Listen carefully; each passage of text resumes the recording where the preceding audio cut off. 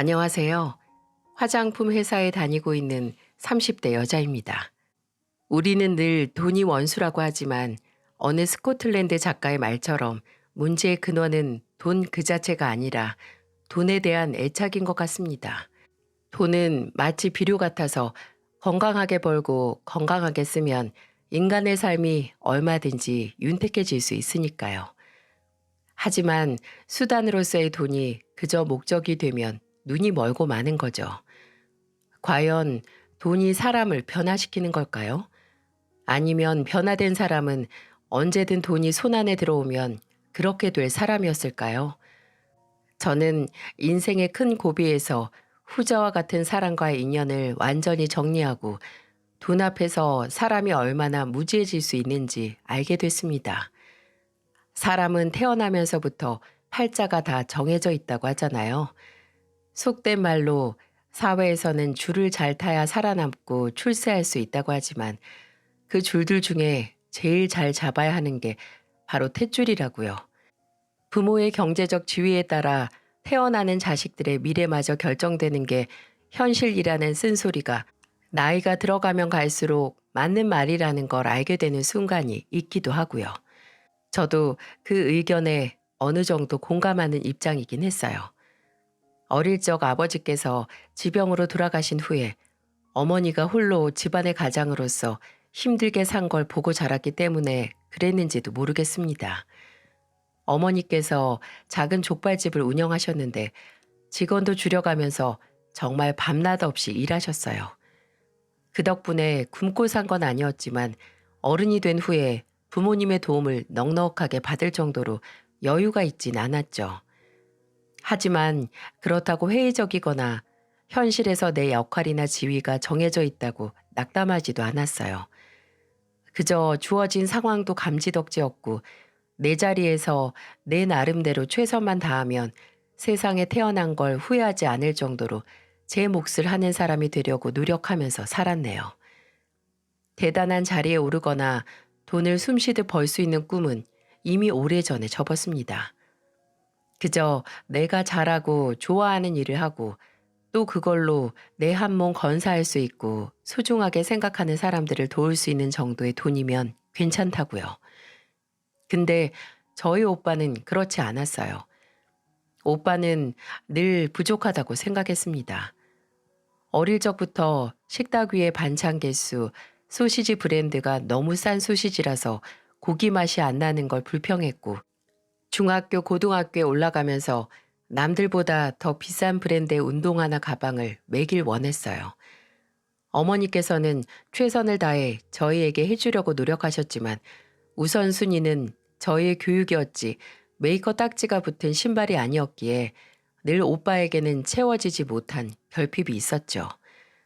그런 오빠가 성인이 되면서 그 결핍을 채울 수 있었어요. 오빠는 닥치는 대로 아르바이트를 시작했거든요. 대학 진학을 포기한 오빠는 일단 돈을 벌 수 있는 건 다 했어요. 하루하루 갈수록 오빠 방을 채우는 비싼 브랜드의 옷이나 신발, 가방과 모자 향수가 늘어났고 잘 쓰지도 않는 노트북과 최신형 휴대폰이 언제나 오빠 손안에 있었어요. 어머니는 이제는 온갖 새로운 물건들로 몸 누일 곳도 마땅치 않은 방을 보면서 착잡해 하셨습니다. 군대를 갔다 오고 나서도 그 허영심은 줄어들지 않았고요. 그날도 오빠는 늦은 밤까지 아르바이트를 했답니다. 제대한 지 얼마 안 돼서 돈을 바짝 벌어야 한다고 밤 12시까지 일을 했는데 그날도 오빠는 어릴 적부터 살 수 없었던 물건을 사기 위해 돈을 벌고 오는 길이었어요. 늦은 밤 가로등 없는 길에 비까지 왔고 피곤한 몸을 조금이라도 빨리 침대에 누이기 위해 빠르게 걷던 오빠는 골목에서 나오는 차를 미처 보지 못했습니다. 차는 골목길에서 과속을 했고 오빠는 그 자리에서 눈을 감았죠. 어머니는 지금도 가끔 말씀하세요. 그냥 사달라는 거 다 사줬으면 진섭이가 그렇게 아르바이트를 늦게까지 안 하지 않았을까. 그럼 그날처럼 늦은 밤에 집에 오다가 사고를 당하지도 않았을 텐데 하고요. 오빠의 죽음은 제게 이루 말할 수 없는 커다란 슬픔과 함께 죽은 다음에 남겨진 것들에 대한 허무함을 일깨워줬습니다. 남은 가족들만큼 남은 물건들도 주인을 잃고 본래의 가치를 잃었으니까 말이죠. 오빠가 그렇게 눈을 반짝이면서 사 모으던 물건은 오빠가 이제 돌아오지 못하는 방에서 한낱 처치곤란한 잡동사니로 전락했으니까요. 오빠의 물건을 정리하면서 저는 사람의 죽음 앞에 돈이나 물질에 대한 집착이 참 허무하다는 걸 알게 됐죠.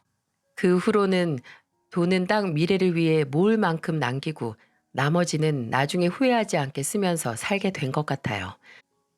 비싸고 값진 것에 그 즐거움을 허비하기보다는 돈으로 추억이나 시간을 남길 수 있게 해요. 그런 마음으로 살았습니다. 사람 만나는 걸 두려워하지 않고 내게 적당한 정도의 돈을 쓰는 걸 기꺼이 여기면서요. 그러다가 남편을 만나게 됐죠. 인생을 제대로 즐기려면 연애도 해야 하지 않을까 하는 생각이 들었을 때 때마침 친한 언니가 제게 소개팅 제의를 하더라고요. 그렇게 만난 사람은 저처럼 주어진 환경에서 인생을 즐길 줄 아는 사람이었어요. 정희 씨도 그 식당 가봤어요? 거기 랍스터 버터구이 진짜 맛있죠. 1인당 10만 원이 훌쩍 넘는 데라 저도 한 달 정도 돈 아껴서 가는데 그 값을 톡톡히 하는 것 같아요. 아, 저도요. 저도 한 달 정도 잡고 하루에 먹는 커피값이나 간식 줄여서 돈 모아서 갔었어요. 왠지 그렇게 돈 아껴서 가니까 더 맛있는 것 같지 않았어요? 아, 우리 통하는 게 있었네요. 돈 벌 만큼 벌면서 비싼 식당 못 갈 것도 없지만 그래도 흥청망청 돈 쓰는 것보다 줄일 거 줄여서 가면 뭔가 더 가치 있게 느껴지는 건 맞는 것 같아요. 와, 재원 씨도 그런 기분 아시는구나. 신기하다. 요새는 SNS가 유행해서 그런지 사람들이 비싼 곳 가는 걸 숨쉬듯 본인 계정에 올려서 그냥 사람들이 다 이렇게 쓰면서 사는구나. 이렇게 되잖아요. 나 빼고 다 잘 벌고 잘 쓰는 것 같지요. 그쵸. 그 SNS가 문제라니까요. 사람이 사진 하나 올리려고 본인이 버는 거에 비해 과하게 쓰게 되는데 그게 또 중독되잖아요. 그러다가 손 안에 잡을 수도 없는 사진들만 남는 것보다 내 상황에 맞게 최대한 즐겁게 돈 쓰면 그게 행복인 거죠. 참 가치관이 맞는 것 같이 느껴졌어요. 저처럼 부수적인 것에 집착하지 않고 사소하지만 본질적인 것에 집중하면서 사는 그런 삶을 지향하는 태도가 말이죠. 저희는 그렇게 연애를 시작했고 1년 반이 조금 넘게 만나다가 결혼까지 했습니다. 저와 남편은 연애 시절부터 서로의 경제 상황을 속속들이 알고 있어서 결혼 준비하면서 문제는 크게 없었어요. 둘 다 대기업은 아니더라도 괜찮은 연봉에 번듯한 직장에 다니고 있었고 소비 습관도 비슷해서 모아둔 돈도 비슷하더라고요. 양가에 받은 도움이 없다는 것도 똑같았어요. 시댁은 당시 시아버지께서 택시기사로 오래 일하셨고 시어머니께서는 가정주부, 시누이는 막 취업을 한 사회초년생이었죠. 저와 남편은 결혼 전처럼만 돈을 열심히 모아서 나중에 자식 낳고 불편하지 않게 살 정도의 집을 목표로 살았어요. 한국에서 그래도 걱정 없이 살려면 집은 있어야 하지 않을까 했기 때문이었죠. 그런 각오로 신혼집은 작은 빌라 전세로 시작을 했습니다. 최대한 저희 둘 월급의 절반은 저축을 하려고 했어요. 그것 때문에 임신 계획도 미뤘고요. 그렇게 5년 정도 허리 조여서 드디어 내 집 마련에 성공을 했습니다. 3억 5천으로 수도권 신도시의 아파트 분양을 받았어요. 입주하는 날 남편과 저는 이사를 마치고 캔 맥주 한 잔씩 하면서 말했습니다. 이제 정말 다 됐다고요. 그냥 지금처럼 적당히 열심히 적당히 인생을 즐기면서 살자고 말이죠. 그런데 불행인지 다행인지 이사하고 3년 만에 분양받은 아파트 값이 얼마나 뛴 줄 아세요? 처음에 분양받은 값의 2배가 넘는 8억 7천까지 오르게 됐습니다. 그 근처에 노선 하나가 개통되면서 훌쩍 뛰었다고 해요. 당장 깨춤을 추면서 기뻐해도 모자를 파네 왜 불행이냐고 하냐고요. 저는 이게 모든 문제의 발단이 된 것 같거든요. 아파트 값이 뛴 후 몇 달 지나지 않아서 남편은 갑자기 제게 폭탄과 같은 고백을 했습니다. 나 회사 그만두고 내 사업 해보고 싶어. 그 고백이 달갑지 않았어요. 아무리 아파트라는 믿을 만한 뒷배가 생겼다고 해도 당장 남편이 다니고 있는 회사가 아깝기도 했고 또 저는 첫째를 낳고 육아휴직으로 쉬고 있었을 때였거든요. 아무리 아파트 값이 많이 올랐다고 해도 지금 이 시기에 위험 요소가 큰일을 한다는 건 불안하기만 했습니다. 하지만 남편은 완고했어요. 조금 있으면 나도 마흔인데 마흔 전에 내가 해보고 싶은 일 한번 하고 싶어. 솔직히 지금 회사에서 더 이상 연봉이 오르거나 더 높은 직급으로 갈 수 있다는 보장도 없고. 하영 엄마, 부탁이야. 내가 정말 간절해서 그래. 남편은 원래 같은 회사를 다니다가 그만둔 친구가 나가서 여행사를 시작해서 크게 성공했다고, 그 친구가 노하우를 다 전수해준다고 했다고, 이만한 기회가 또 없다고 제게 제발 허락해달라고 부탁을 하더군요. 몇 날 며칠을 그 간절한 부탁에 대해 고민을 했습니다. 결론적으로 허락을 했어요. 한 번밖에 없는 인생, 눈에 아른거릴 정도로 하고 싶은 일 한 번 하고 눈을 감아야 억울하지 않을 테니까요. 물론 저도 남편의 선택에 무책임하다고 생각은 했지만 저도 계속 회사를 다닐 예정이었으니 어쩌다가 망하면 내가 집안 가장으로서 일하면 되지 하는 생각이 있었기에 가능한 선택이었죠. 남편에게는 혹시나 잘못될 것 같으면 바로 접자고 사업하다가 안 돼서 여기저기서 자금 끌어다가 더 크게 말아먹지만 말라고 했습니다. 남편의 사업은 어떻게 됐을까요? 반신반의했던 제 생각과 다르게 꽤 크게 성공을 했어요. 남편이 본인 앞으로 대출을 받아서 홍대 근처에 사무실을 내 시작한 여행사는 젊은 외국 관광객을 상대로 호황을 누렸습니다. 예상보다 더 큰 돈을 벌게 된 남편도 초반에는 얼떨떨했어요. 근데 이내 그 성공에 빠르게 적응을 했죠. 그건 저도 마찬가지였긴 했어요. 남편이 버는 만큼 확실히 사는 게 달라졌으니까요. 생활에 여유가 생긴 김에 결혼 전에 상의했던 대로 둘째도 갖게 됐고요. 매달 벌어오는 액수가 커지는 만큼 남편의 턱에 힘이 들어가기 시작했고 시댁도 마찬가지였어요. 처음에는 사업을 시작한다는 남편의 얘기에 질색을 하던 시어머니가 남편의 사업이 막 안정기에 들어서는 매출을 내기 시작했을 때 받은 용돈의 액수를 보고 달라지기 시작하셨네요. 내가 괜히 그때 말렸다 얘. 네 남편 봐라. 지금 타고 다니는 차가 뭐라고? 뭐 겐츠? 벤츠? 아무튼 어디 회장들이 타고 다니는 외제차 아니니. 아유 정말 사람 일은 아무도 모르는 거다. 내 아들이 이렇게 성공할 줄 누가 알았겠어? 너 남편 복 하나는 타고났다 타고났어. 너 연애할 때 재원이 무슨 사주라도 봤니? 거기서 재원이가 나중에 크게 성공해서 돈 좀 만진다고 하든 그래서 결혼한 거 아니냐? 원래 명절도 귀찮다고 찾아오지도 말고 연락도 자주 하지 말라고 하던 시어머니께서는 남편의 사업이 성공한 후에 일주일에 3번은 저희 집에 찾아오셨어요. 손주들 보러 왔다, 아들 보러 왔다, 심심해서 왔다 하고 온갖 이유를 대던 시어머니는 며칠 후에 본색을 내비치셨죠. 이제 재원이도 벌만큼 버니까 집에 생활비는 줘야 하는 거 아니니? 네 아버지 은퇴도 얼마 안 남았고 내 나이가 내일 모레 70이다 70. 이제 자식이 주는 용돈으로 살아야지. 안 그러냐? 어머님, 그럼 얼마를 원하시는데요? 너희 시아버지랑 나랑 달에 공과금이다 전기세다 다 빼고 생활비로 한 80 정도 쓰니까 딱 100만 원 맞춰서 주면 좋겠구나. 어떠니? 아무리 남편이 요새 돈 좀 만진다고 해도 시댁의 생활비로 100이라니 저는 이해할 수 없었어요. 그게 다 남편이 버는 돈도 아니고 제가 버는 돈도 포함이 된 돈에서 나가는 건데 아무리 생각해도 과하고 불공평하다고 느껴졌죠. 근데 또 남편은 무슨 생각인지 시어머니에게 일단 알겠다고 생각해 보겠다고 하고 집으로 돌려보냈어요. 그날 남편과 참 많이 싸웠습니다. 남편이 내 돈에서 내 부모님 용돈 주는데 무슨 상관이냐 라는 말을 꺼냈기 때문이죠. 막말로 내가 번 돈에서 드리는 돈 당신이 불공평하다 뭐 할 건 없지 안 그래?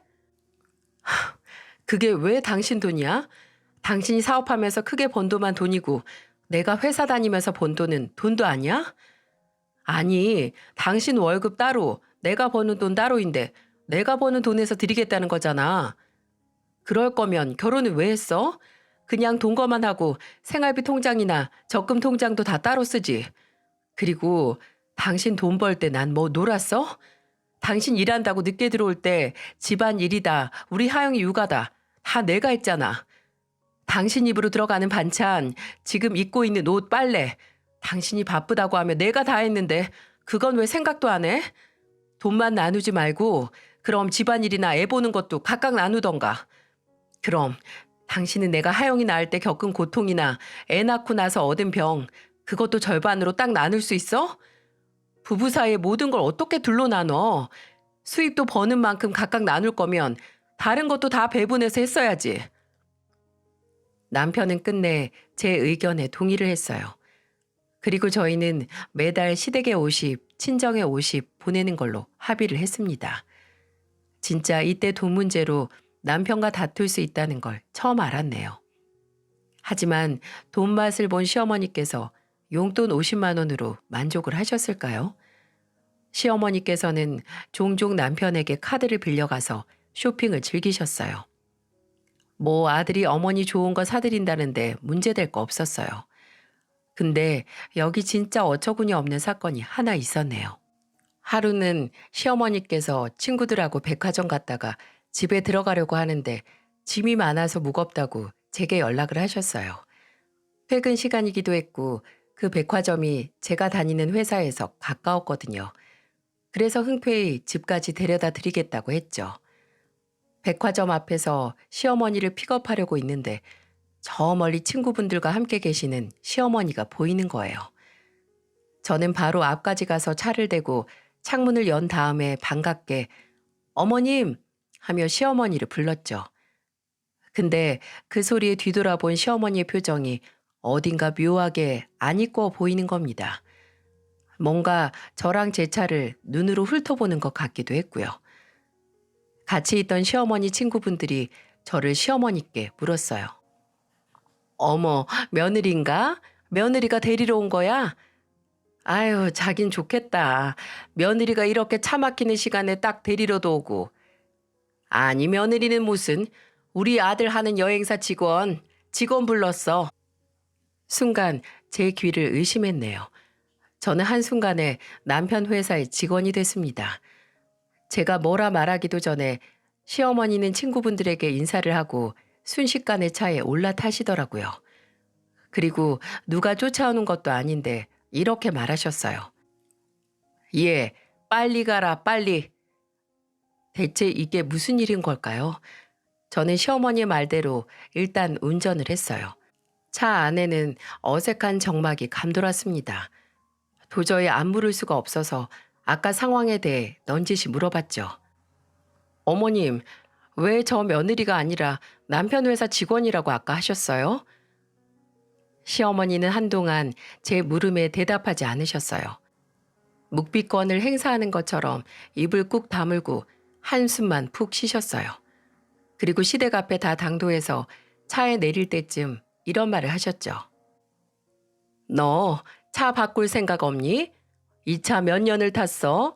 너 결혼하기 전부터 탄 차 아니냐? 제 차요? 어머님, 설마 제 차 때문에 저 며느리라고 소개 안 하셨던 거예요? 아유, 내가 그 옆편 애들한테 내 아들 잘난 거 다 말했는데 며느리가 이런 구식 자동차 끌고 온 거 보면 그 말을 믿었겠니? 너는 네 능력이 안 되면 괜한 자존심 내세우지 말고 잘난 남편한테 알랑방귀라도 끼워서 바꾸던가.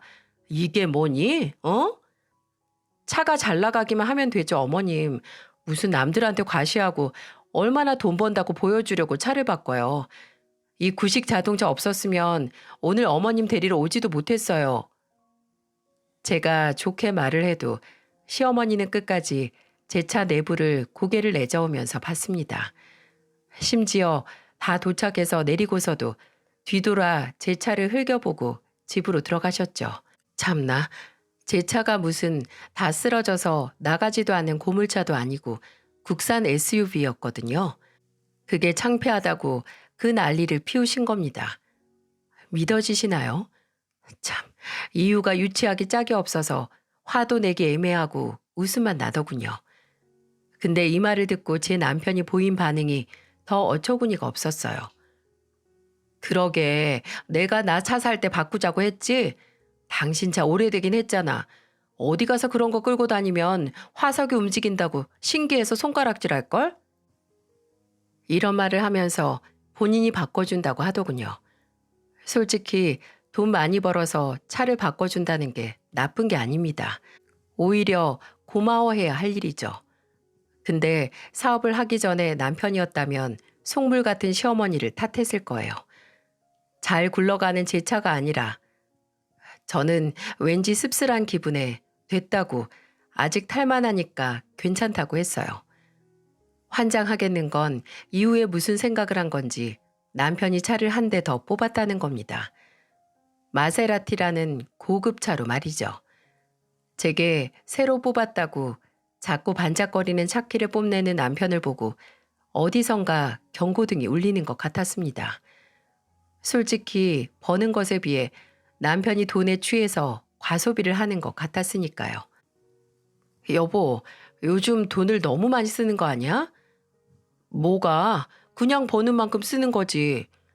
내가 걱정되는 건 나중에 혹시 돈이 필요할 때 대비해서 좀 적당히 해야 하는 거 아닌가 해서야. 내가 다 알아서 해.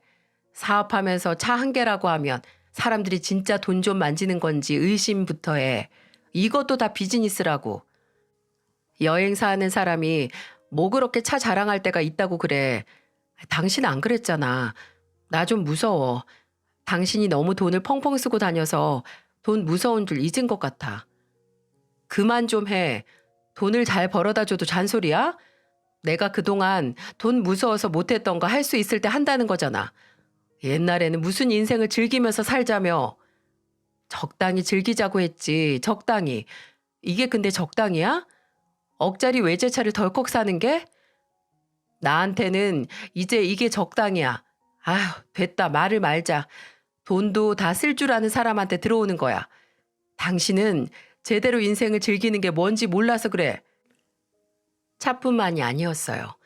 골프다, 스쿼시다 하는 취미도 시작을 해서 주말이면 집에 있는 시간이 전혀 없었어요. 저는 여유가 생긴 만큼 남편이 가정에 충실할 줄 알았고 또 그래 주길 바랬는데 남편은 돈을 번 만큼 또 쓰기 위해 나갔네요. 둘째 돌에도 중요한 골프 약속이 있다고 나간 사람입니다. 솔직히 저는 그런 남편에게서 예전의 오빠의 모습을 봤습니다. 그래서 더 견디기 힘들었는지도 모르죠. 근데 남편의 경제적인 자아가 비대해진 건 남편만의 잘못이 아니기도 했어요. 물론 파랄이 본인 스스로 만든 결과물이었지만 또 다른 공헌을 한 사람이 있었어요.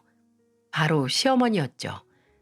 시어머니는 남편의 사업이 성공한 후로 마치 어느 나라 왕모시듯 남편을 대했습니다. 문제는 시어머니께서 저 또한 그 왕의 신하로 전락시켰기 때문이었어요. 명절과 같은 집안 행사에 시댁에 가면 현관문에서 들어서자마자 시어머니께서는 제게 득달같이 물어보셨어요. 운전은 누가 하고 왔니? 네가 했어? 아니요, 오늘 애 아빠가 운전해서 왔어요. 뭐? 넌 꼭 일하는 애를 오늘 같은 휴일까지 부려먹어야겠어? 제가 어디 네 수발 들어야 하는 그릇이니? 어머님, 저도 일하고 있어요. 일하고 저 사람 바빠서 집에 안 들어올 때 어머님 손주들까지 제가 다 봐요. 그나마 저 사람은 퇴근하면 눈치도 안 보고 쉬지. 전 쉬지도 못하는데 그거 잠깐 운전한 아들이 그렇게 불쌍하세요?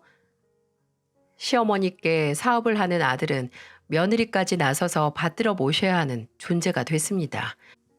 조금이라도 남편이 제게 물을 따라주거나 저 대신 둘째 기저귀를 가는 모습을 보면 한여름에 서리가 내릴 것처럼 저를 흘겨보시곤 했어요. 그리고 나중에는 이런 말까지 마치 노래처럼 하셨습니다. 우리 아들이 출세해서 내가 자다가도 깨서 볼을 꼬집는다니까. 이게 다 꿈인가 싶어서. 우리 재원이 일 잘 돼야 나도 이 오래된 집구석에서 좀 넓고 좋은 집으로 이사 갈 텐데 우리 아들은 언제 저희 엄마 이사시켜 주려나? 이렇게 조금 성공한 남편의 등에 타서 함께 그 부를 누리려고 하는 건 시어머니뿐만이 아니었어요. 시누이까지 오빠 따라 다른 지역에서 같은 사업한다고 난리였어요. 더 가관인 건 이 모든 걸 받아주는 남편이었어요.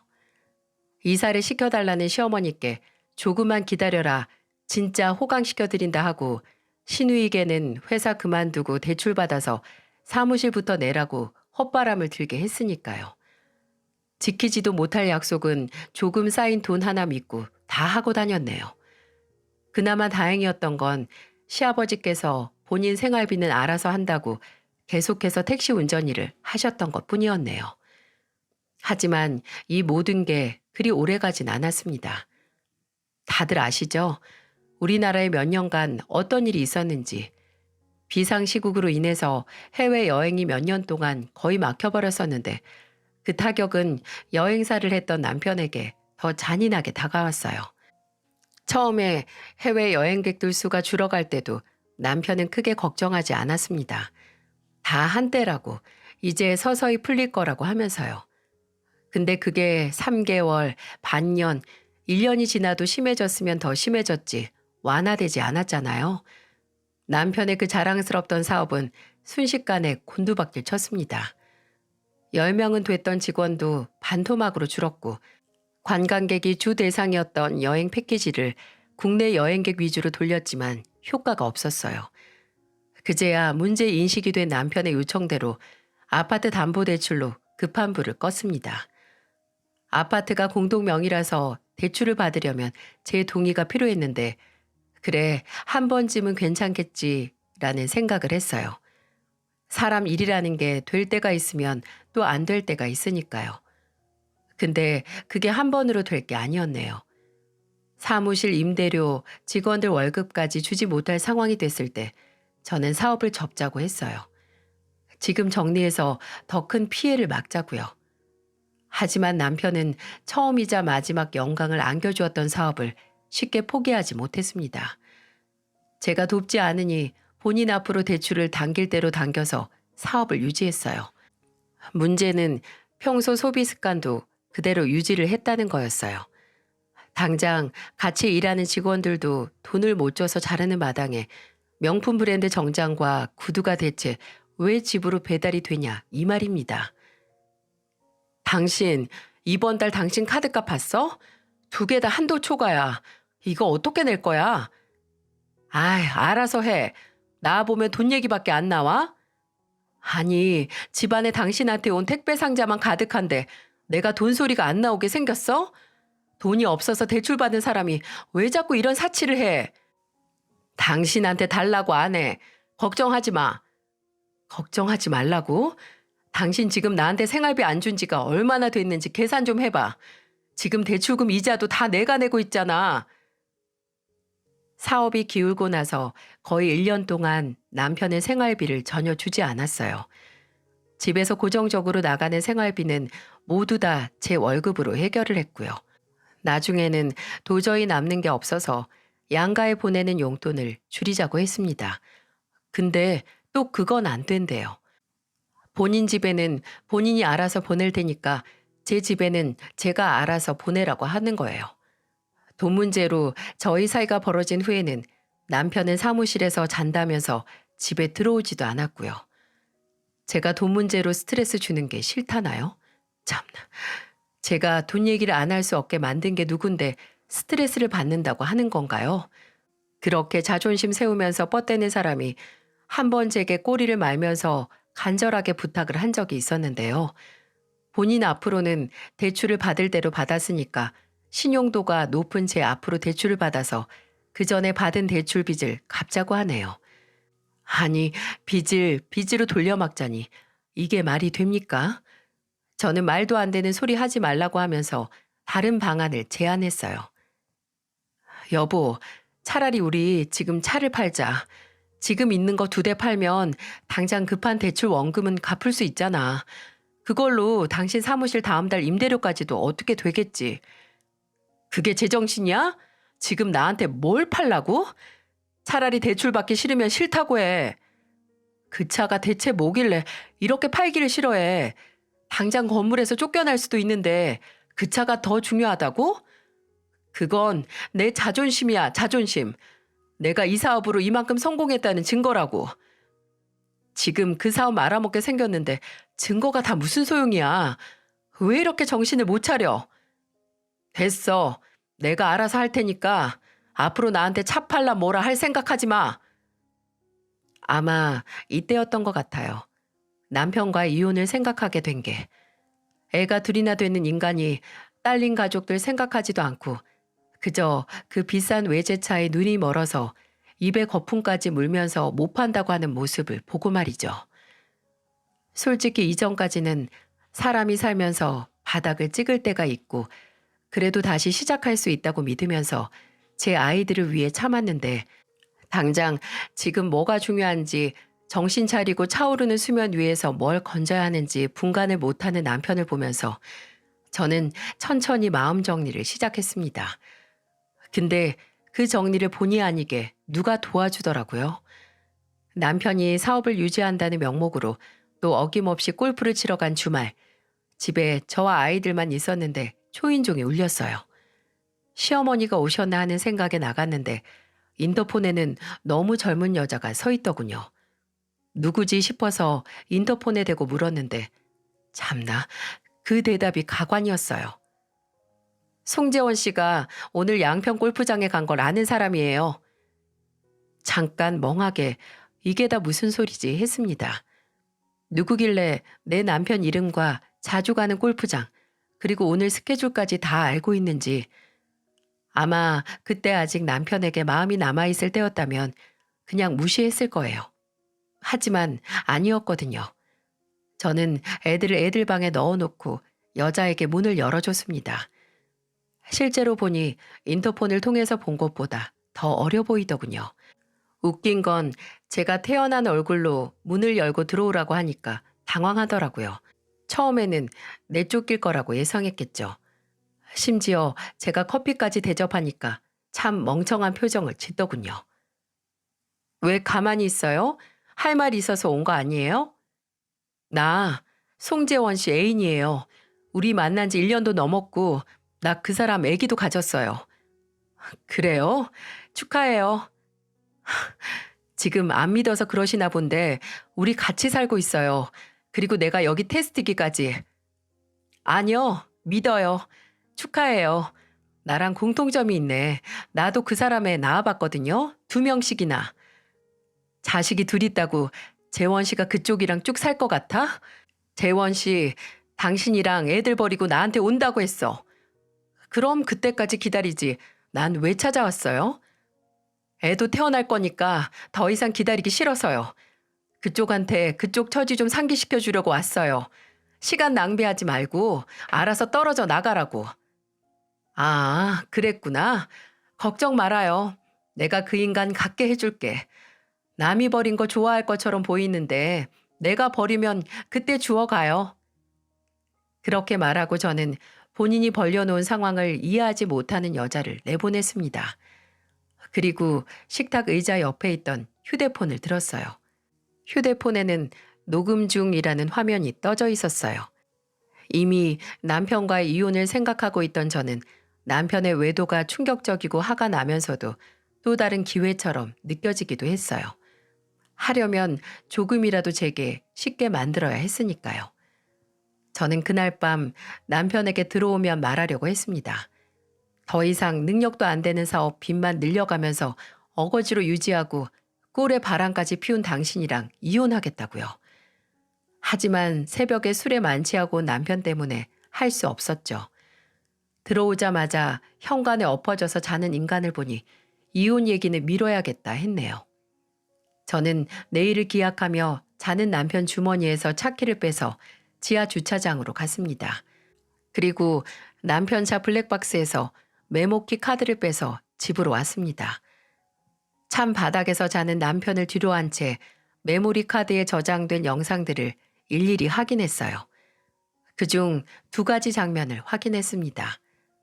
하나는 차량 내부에서 음성이 녹음된 건데 아까 집에 왔던 여자와 세상 달달하게 올해 여름 휴가는 어디로 가자는 대화 내용이었고, 하나는 여자가 애를 낳기 전에 저와 헤어진다는 말을 하며 상대방을 달래는 남편의 목소리였어요.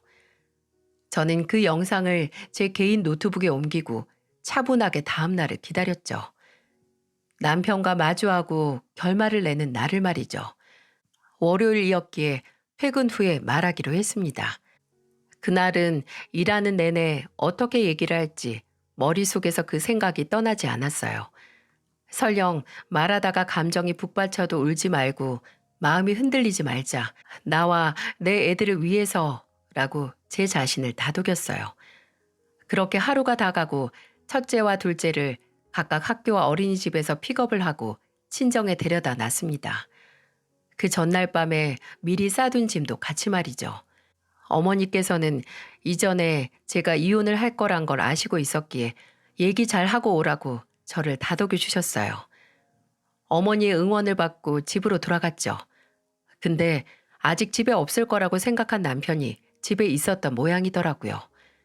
현관에 들어서자마자 집에 불이 켜져 있고 안에서는 말소리가 들렸거든요. 근데 그게 남편 혼자만의 목소리가 아니었어요. 걔는 어떻게 된 게 집에 제대로 된 반찬을 하나 안 만들어 놔서 이래? 원래 그렇다니까요. 그냥 내버려둬요. 아니 그래도 그렇지. 뭐냐? 너 이제 들어오니? 시어머니였습니다. 제가 집으로 들어서니 남편은 거실 TV 앞바닥에 앉아서 탁자에 물에만 박아 총각김치를 하나 두고 먹고 있었고, 시어머니는 그 옆에서 팔짱을 딱 끼고 서서 저를 노려보고 있었어요. 당신 사무실 안 나간 거야? 어머님 오셨네요. 어쩐 일로? 어쩐 일이고 자시고 넌 살림을 무슨 이딴 식으로 하니? 네? 갑자기 무슨 소리예요? 집에 제대로 된 반찬이 하나 없으니까 내 아들이 고작 이딴 걸로 배를 채우고 있잖아. 넌 네 서방이 불쌍하지도 않니? 밖에 나가면 대표 소리 사장 소리 듣는 애를 집에 밥도 안 해놔서 찬밥에 물 말아먹게 해야겠어. 어머님, 밥이 없으면 새로 해 먹으면 되고 그건 중학생인 제 사촌 조카도 하는 일이에요. 귀찮아서 찬밥 먹는 건 어머님 아들 사정이죠. 저도 이제 일하고 들어왔는데 왜 미리 밥 안 해놓냐는 말을 들어야 돼요? 계란 후라이 하나 못해서 김치만 먹고 있으면 그냥 그 김치로 만족을 해야죠. 너랑 얘랑 똑같니? 같어? 너 사업하는 남편 덕에 떵떵거리며 살면서 이 은혜도 모르는 건방진 게 감히 잘난 내 아들을 주제 파악도 못하고 지랑 동급으로 취급을 해? 너 이리 와봐라. 입에서 나오는 말 하나하나 어처구니가 없고 충격적이었는데 그거로도 분이 안 풀렸는지 시어머니는 남편이 먹던 총각김치를 갑자기 손에 움켜쥐더니 제게 달려들었어요. 그리고 손에 쥔 총각김치로 제 얼굴을 냅다 갈겨버렸습니다. 김치가 얼굴에 직통으로 닿으면 이렇게 맵고 쓰라린지 처음 알았네요. 저는 맞은 상태 그대로 굳어버렸고 시어머니는 훅훅 하고 숨소리만 내뱉었어요. 그리고 그 뒤에서 남편이 입을 틀어막고 있는 게 보이더라고요. 저는 얼굴에 묻은 김치 양념을 천천히 손으로 쓸어냈어요. 그리고 양념 묻은 손 그대로 휘둘렀어요. 시어머니의 뺨으로 말이죠. 짝! 하고 정말 찰진 소리와 동시에 시어머니 비명소리도 집안을 채웠습니다. 아! 이 미친년이 지금? 그 미친년한테 한 대 더 맞고 싶으면 계속 그 입 여세요. 그리고 지금 주제 파악 못하는 건 그쪽이랑 그쪽 아들인 거 모르나 봐요? 그쪽 잘난 아들 사업 망했어요. 쫄딱. 오늘도 집에 있는 거 보면 모르겠어요? 당장 다음 달에 사무실에서 쫓겨날지도 모른다고요. 뭐? 아니 지금 얘가 뭐라는 거야? 너 돌았니? 잘만 되던 내 아들 사업을 누가 망했대? 누가? 당신이 말할래? 지금 어떻게든 사업 유지하겠다고 받은 대출이 얼마고 자른 직원이 몇 명인지. 아, 그리고 그것도 말해야지. 나랑 갈라서고 나보다 훨씬 더 어린 여자랑 애 낳고 산다고. 어머님 잘난 아들 지금 두 집 살림 하고 있어요. 다른 여자랑. 그리고 올해 아마 어머님 손주가 3명으로 늘 거예요. 재원아, 이게 다 무슨 소리냐? 저 미친년이 지금 하는 얘기가. 어머니, 집에 가세요, 이제. 나 애들 엄마랑 할 말 있으니까 일단 가서 제대로 말을 해봐. 일단 너 사업은 어떻게 된 거야? 어? 얘가 지금 거짓말 하는 거지? 아, 내가 나중에 가서 말할 테니까 얼른 가 계시라고요. 아니야. 어머님 쫓아낼 필요 없어. 내가 가면 돼. 나 가고 나서 모자끼리 할 말 많을 텐데. 당신 입 좀 다물어. 왜? 나 할 말 많은데. 당신이랑 이혼할 거야. 당신 어린 애인이 나한테 알아서 떨어져 나가라고 해서 그러려고. 당신 사업 말아먹고 1년을 넘게 상간녀랑 두 집 살림한 거 증거로 다 내놓을 테니까 그렇게 알아. 나랑 이혼 소송으로 붙으려면 가족보다도 귀한 차 팔아야 할 텐데 어쩌니? 2대 중에 어떤 거 팔지 잘 생각해봐. 아, 어차피 나중에 한 대도 팔아야 할 거지만 말이야. 그대로 저는 집을 나와 친정으로 향했어요. 그날부로 치열한 이혼 소송이 시작됐죠. 재산 분할과 양육권 문제로 소송을 했고 공동 명의로 되어 있는 아파트가 문제였죠. 소송 중에 제 뒷골을 당기게 했던 게 있었는데요. 하나는 남편이 정말 조금이라도 돈을 더 받기 위해 변호사를 선임하는 비용으로 차를 판 것과 또 하나는 아파트 담보대출을 받은 대출금 중에 일부가 바로 상간녀와 함께 생활한 오피스텔의 전세금으로 쓰였다는 거였습니다. 진짜 미친 거 아닌가요? 가족을 위해서 제발 차를 처분하고 돈부터 갚자고 했을 때는 모른 척하다 이제 지가 필요하니까 바로 팔아버리더군요. 또 제게는 가족을 위해 쓰러져가는 사업을 살리려고 대출을 받아야 한다고 눈물의 쇼를 벌리고서 뒤로는 그중 일부를 거의 딸벌은 되는 어린애와 살기 위한 돈으로 쓰다니. 이제는 전 남편이 된 인간과의 소송 중 정말 인류애를 상실하지 않으려고 무던히 노력했네요. 결과적으로 작년 말에 소송 결과가 나왔어요. 저는 아이들에 대한 단독 양육권을 얻었고 아파트는 처분해서 담보로 잡힌 대출금을 받고 대부분은 제가 가져오게 됐어요. 일단 대출 이자도 전부 제가 갚고 있었고 전 남편은 몇 년 동안 수입도 또 가정도 벌였으니까 제대로 된 권리가 남아있지 않았던 거죠. 끝까지 항소를 한 해 만에 난리를 부려서 얼마나 보기 힘들던지요. 나중에는 정말 애들한테서 아빠를 뺏어올 작정이냐고 말도 안 되는 협박까지 하길래 앞으로 태어나는 그 여자 애한테나 잘하라고 했습니다. 한동안 친정에서 살다가 아이들과 함께 살 집을 구해서 이사를 했어요. 전 남편은 양육비를 보내줄 테니 한번 보자고 해서 몇 번을 무시했고요. 그 알량한 양육비 좀 받겠다고 그 인간을 마주하고 싶지 않았거든요. 근데 몇 달 전 충격적인 걸 알게 됐어요. 시어머니가 저희 어머니를 통해서 제게 연락을 해온 겁니다. 하루는 어머니께서 황당한 목소리로 연락을 하셔서 들어봤더니 참 비극이 이런 비극이 없었네요. 시어머니는 어머니에게 전화를 해서 전 남편의 행방에 대해 물었답니다. 아니, 그 양반은 본인 아들이 어디 있는지 왜 나한테 묻는다니? 모른다고 했더니 너는 만난 적 없는지 묻던데? 내가 왜 그 인간 얼굴을 봐요. 목에 칼이 들어와도 안 만나지. 그래, 그래서 엄마도 그렇게 말했어. 너 조심해라. 그 양반이 네 직장까지 찾아가면 어떻게 하니?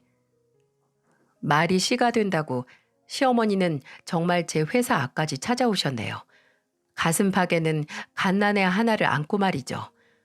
오랜만에 본 얼굴은 몇 년을 고생한 사람처럼 수척해져 있었는데 당장 품에 안긴 애한테 시선이 가서 알아보지도 못했습니다. 시어머니는 멀리서 저를 발견하고 동동거리는 걸음으로 다가오셨어요. 저희 어머니한테 연락하시더니 이제 직장까지 찾아오셨어요? 이제 남인데 저 어머님 아니, 그쪽 쫓아내려고 경찰까지 부르고 싶지 않아요. 아니야, 정이야. 내가 딴 거 하려고 온 게 아니라 너 정말 재원이 어디 있는지 모르니? 연락도 안 하고? 제가 왜 헤어진 사람이랑 연락을 해요? 전혀 몰라요. 어디 있는지 알고 싶지도 않고요. 얘 어쩌면 좋니? 걔 어디서 이상한 마음이라도 먹은 거 아닌가 모르겠다. 통 연락이 안 돼, 연락이. 지 새끼도 나한테 맡기고 집에도 안 들어와서 내가 몇 날 며칠 잠도 못 잔다. 그 여자 있잖아요. 앤 엄마한테 맡기면 되죠. 걔는 애만 싸질러 놓고 바로 없어졌으니까 그러지. 너 정말 재원이 어디 있는지 몰라? 괜히 안 알려주는 거 아니고? 어디 있는지도 모르고 평생 알고 싶지도 않아요. 잘난 어머님 아들이잖아요. 어머님이 아셔야죠. 네? 이런 일로 이제 절대 찾아오지 마세요. 아니, 무슨 일이어도 찾아오지 마시라고요. 그 후로 그 사람들이 어떻게 사는지 전혀 알지 못합니다. 다행이죠. 완전히 상관없는 사이가 되길 바랐으니까요. 지금은 아이들과 함께 하루하루 낭비하는 것 없이 살고 있어요. 저는 늘 저와 전 남편이 비슷한 가치관을 갖고 있다고 생각을 했는데 착각이었어요. 돈이 남편을 바꿨다고 생각은 안 합니다. 아마 남편은 언제든 돈만 손에 쥐면 이렇게 됐었을 사람이었을 거니까요. 그저 이전에는 그만큼 돈이 없었으니 기회도 없었던 것뿐이고요. 무조건 돈이 있다고 해서 남편처럼 시야가 흐려지지 않을 테니까요. 지금도 그때 저도 남편처럼 사리분별 못하고 돈을 썼으면 지금 어떻게 됐을까 상상하곤 합니다. 저를 위해서 아이들을 위해서도 올바른 선택을 했다는 게 다행이라는 생각이 들어요. 이 사건 전에는 자식을 낳으면 그냥 건강하고 올바른 사람이 되길 바라면서 키우려고 했는데 이제 제 교육관에는 경제관념이 하나 더 추가됐어요. 본인을 위해서 건강하게 돈을 대하는 태도를 지금부터 아이들에게 가르치려고 합니다. 물질 만능주의가 점점 선명해지는 사회에서 돈의 유혹은 사람과 가정을 무너뜨릴 정도로 강하니까 그 유혹을 떨쳐내고 올곧은 경제관념을 확립시켜주기 위해 노력해야겠죠. 그 치명적인 유혹을 이기지 못한 전 남편을 완전히 저와 아이들의 인생에서 몰아내고 새로운 시작을 한 만큼 돈에 대해 다시 생각하게 된 계기가 됐습니다. 만족할 줄 아는 사람이 진정한 부자이고 탐욕스러운 사람은 진실로 가난한 사람이라는 말처럼 제 이야기를 들어주신 여러분께서도 최선을 다한 상황에 만족을 할 수 있는 그런 인생을 사셨으면 참 좋겠습니다. 모든 분들에게 감사합니다.